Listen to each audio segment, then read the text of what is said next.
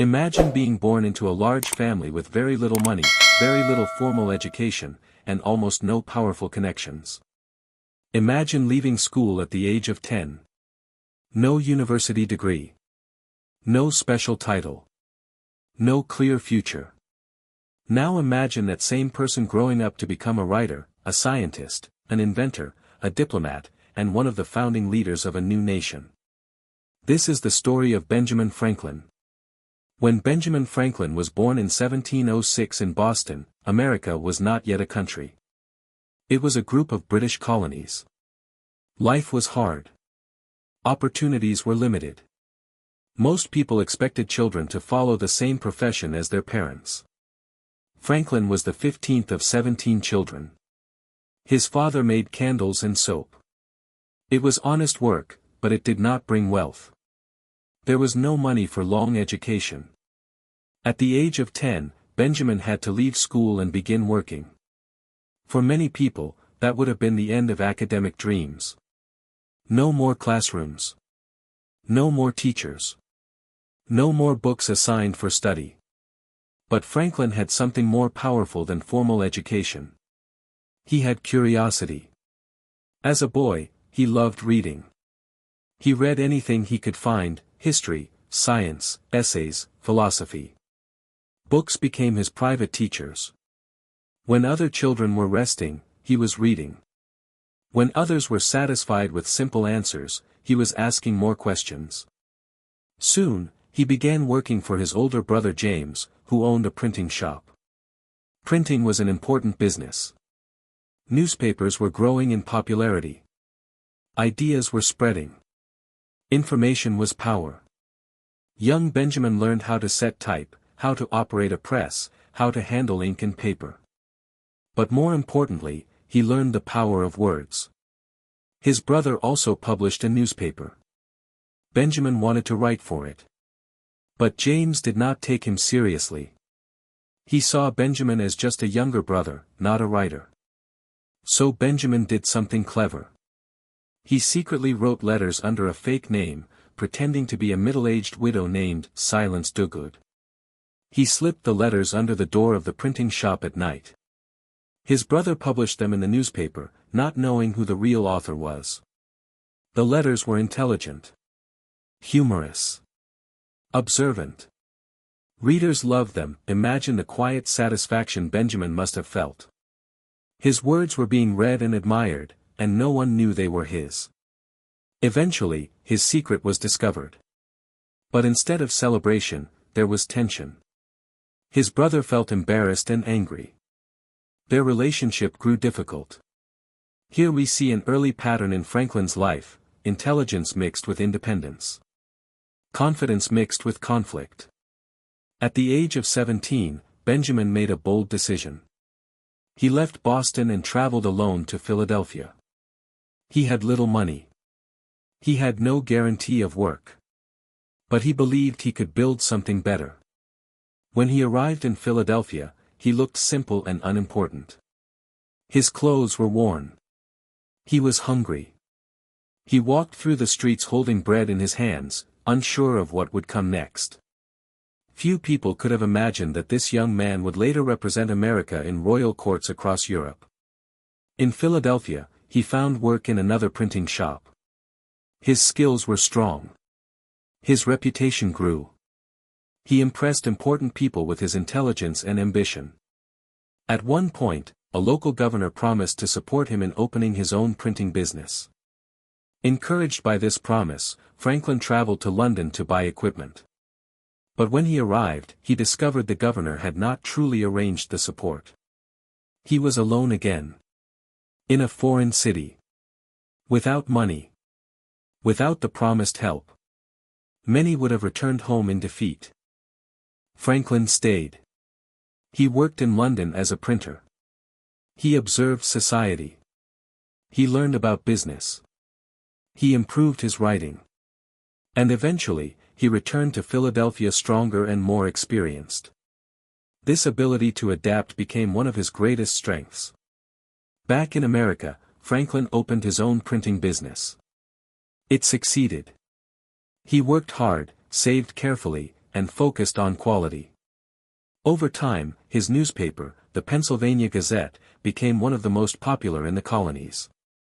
But Franklin was not satisfied with business success alone. He believed in improvement, personal and social. He created a list of 13 virtues, qualities he wanted to develop in himself. Temperance, silence, order, resolution, industry, sincerity, justice, moderation, cleanliness, tranquility, chastity, humility. He tracked his behavior daily, marking where he succeeded and where he failed. He treated self-improvement like a science experiment. This is another contrast in his life. He was practical and disciplined, yet imaginative and creative. He believed ordinary people could improve themselves through effort and reflection. He did not think success was only for the wealthy or well-connected. He believed it could be built. And he proved it. Franklin did not only print newspapers.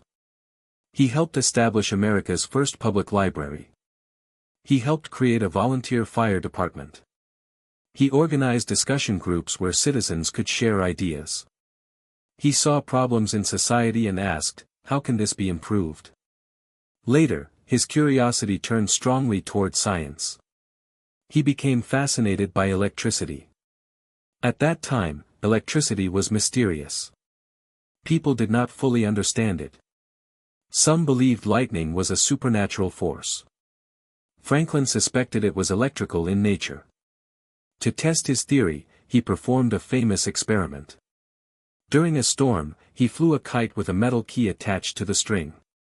When lightning passed through the clouds, electricity traveled down the wet string and produced a spark. The experiment was dangerous. Extremely dangerous. But it proved something important: lightning and electricity were connected. From this discovery, Franklin invented the lightning rod, a simple device that protects buildings from lightning strikes. It saved homes, churches, and lives. Think about this carefully. A man who left school at 10 years old helped unlock the secrets of electricity. Education had stopped for him in a classroom. It had not stopped in his mind. As he grew older, his role expanded even further. Tension between the American colonies and Britain increased. Colonists were unhappy with taxes and lack of representation. Conflict was growing. Franklin, once loyal to Britain, slowly changed his position. He saw injustice. He saw unfair treatment. And he began supporting the idea of independence. This decision was not simple. It was risky.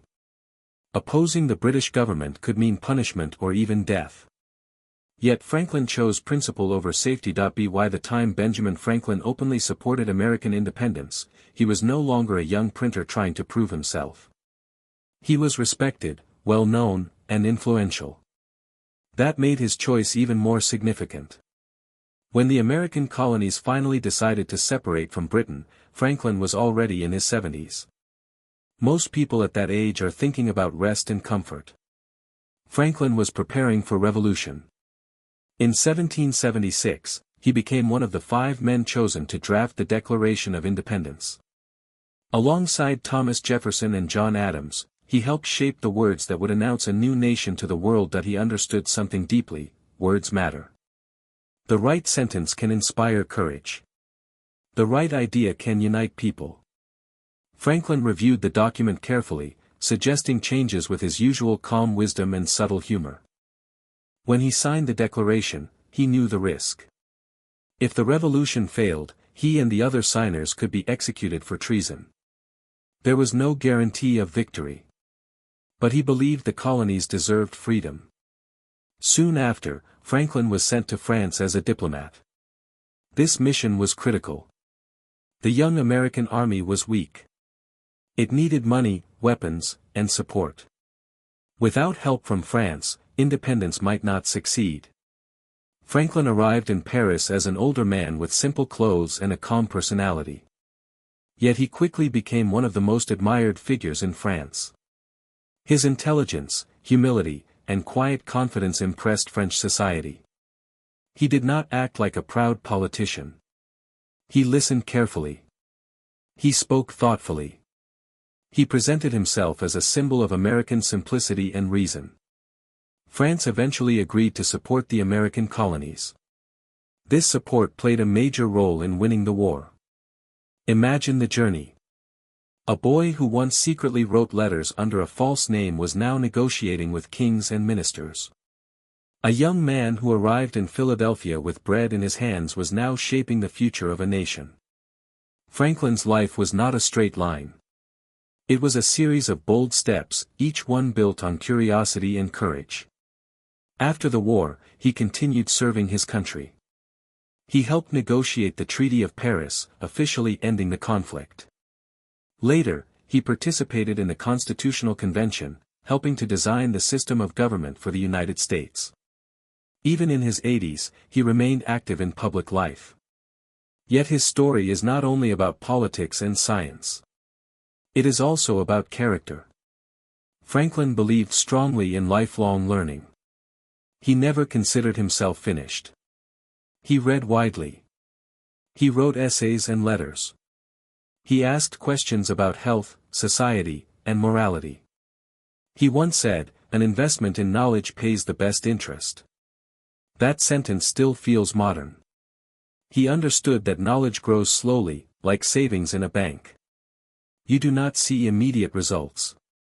But over time, the value increases. Franklin also believed in practical wisdom. He wrote a popular book called Poor Richard's Almanac, filled with short sayings and advice. Many of his phrases are still remembered today. Early to bed and early to rise makes a man healthy, wealthy, and wise. By failing to prepare, you are preparing to fail. Well done is better than well said. These sentences are simple, clear, direct. Yet they carry lasting meaning that he valued action more than empty promises. Discipline more than excuses. And yet, he was not perfect. Franklin made mistakes. He experienced personal conflicts. Some of his relationships were complicated. He had moments of pride and disagreement. But perhaps that makes his story more powerful. He was not born extraordinary. He became extraordinary through steady effort, reflection, and growth. He did not allow limited schooling to limit his thinking. He did not allow early failures to define his future. When promises were broken, he adapted. When challenges appeared, he experimented with solutions. Electricity was once a mystery. He explored it. Independence was once an idea. He supported it. Self-improvement was once a hope. He practiced it. And here is something important to notice. Franklin's life was built step by step. He did not wake up one day as a scientist, diplomat, and founder. He built those identities gradually. Each skill connected to the next. Reading helped his writing, writing helped his business. Business helped his independence. Independence helped his leadership. Nothing was wasted. Sometimes, when you are learning English, progress may feel slow. You learn a few words. Then a few more. You practice listening. You try speaking. It may not feel dramatic, but growth rarely feels dramatic while it is happening. Franklin's early days in the printing shop did not look like history in the making. His long nights reading books did not look like revolution. His careful study of electricity did not look like invention. Yet each small effort built something larger. He once compared human improvement to polishing a rough stone. Slowly, through repeated effort, the surface becomes smooth and bright.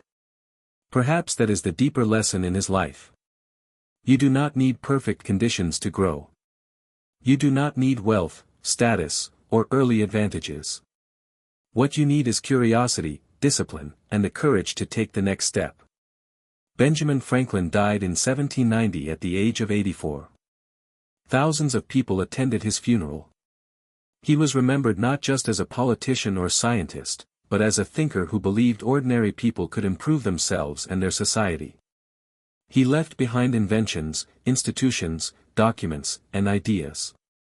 But more than that, he left an example. An example of what consistent learning can achieve. When Benjamin Franklin reached the final years of his life, his body had grown weaker, but his mind remained active. He continued writing letters. He continued sharing advice. He continued thinking about how society could become more just and humane. One of the causes he supported in his later years was the abolition of slavery. This was a complicated and controversial issue at the time. Yet Franklin believed that liberty should apply to all people. Even near the end of his life, he was still willing to stand for change. That willingness to grow is one of the most remarkable parts of his story. Franklin did not remain the same person throughout his life. His opinions evolved. His understanding deepened. He learned not only from books, but from experience. From failure. From success. From travel. From debate. He understood that wisdom is not something you suddenly possess. It is something you build. By the time he passed away in 1790, he had lived many lives within one lifetime: printer, writer, inventor, scientist, diplomat, founder. Yet if you look closely, there is a single thread connecting them all. He was always a student. Even when others called him a genius, he continued asking questions. Even when he represented a nation, he continued reading and experimenting. Even when he achieved fame, he continued practicing self-improvement. His life quietly teaches a powerful truth. Your beginnings do not decide your ending. A boy who left school at 10 helped write one of the most important political documents in history. A young man who once struggled to find support in London later convinced a powerful kingdom to support a revolution. A printer's apprentice became a symbol of intelligence and practical wisdom. Not because he was perfect, but because he kept learning. Perhaps, as you practice English, there are moments when you feel behind. Maybe you compare yourself to others. Maybe you think you started too late. Maybe progress feels slow. Franklin's life suggests something different. Learning does not depend on where you begin. It depends on whether you continue. Every page you read, every sentence you understand, every new word you remember is an investment. At first, the change is invisible. But slowly, your thinking expands. Your confidence grows. Your opportunities widen. Franklin once believed that small daily improvements create powerful results over time. He lived that belief. His story is not only about history. It is about possibility. If a curious boy in a candlemaker's house could shape science, politics, and society, then growth is not limited by circumstance. It is guided by persistence. And like Benjamin Franklin, you can keep building, one idea, one habit, one word at a time.